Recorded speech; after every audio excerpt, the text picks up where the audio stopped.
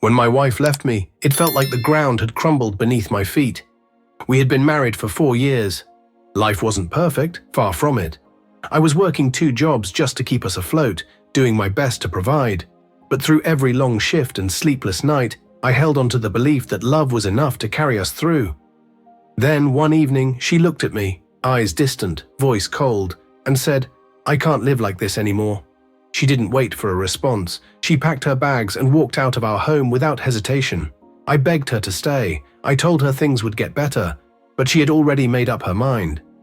"I deserve more," she said, and just like that I was alone, broken, humiliated, and left behind. In the months that followed, I withdrew. Her words echoed in my head constantly.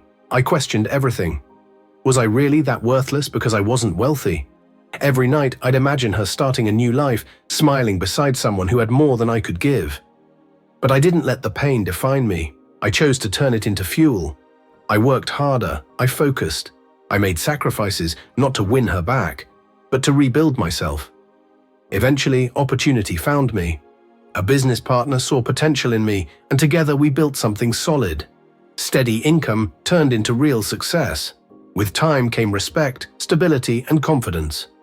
2 years later, I got a wedding invitation. Her name was on it.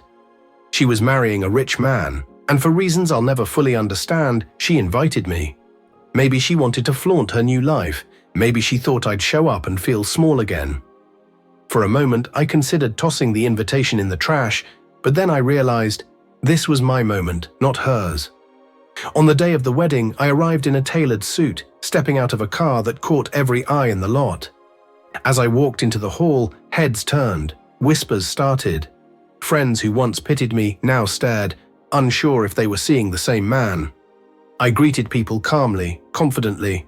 I smiled, I shook hands. I belonged. Then I saw her. Our eyes met across the room, and I watched her expression shift. Recognition, then shock, then something she tried hard to mask. Regret, maybe. She approached me quietly, her voice unsure. "You came." I nodded politely. "Of course, I wouldn't miss your big day." Her fiancé noticed. He glanced between us, uneasy. She tried to hide it, but I could feel the tension simmering beneath the surface. Throughout the evening, guests came up to me curious. I told them about my company, my work, the places I'd traveled. I didn't gloat. I simply shared the truth. And I saw the way she listened from a distance, her eyes heavy with what-ifs. Later, she pulled me aside. "Why didn't you tell me you'd make it?" she asked quietly. I smiled, not unkindly. "Because love shouldn't be a bet on future wealth," I said. "But you taught me that the hard way." She said nothing. Her eyes glossed over, but I felt no sympathy, just closure. I didn't come to cause a scene. I didn't want revenge in the traditional sense. I came to show her that the man she once thought wasn't enough had become everything she thought she wanted. And more. When I walked out of that hall, I didn't look back.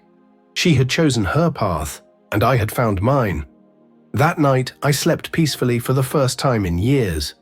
Because revenge, I realized, doesn't always come with loud words or grand gestures. Sometimes the sweetest revenge is success itself, quiet, undeniable, and entirely your own.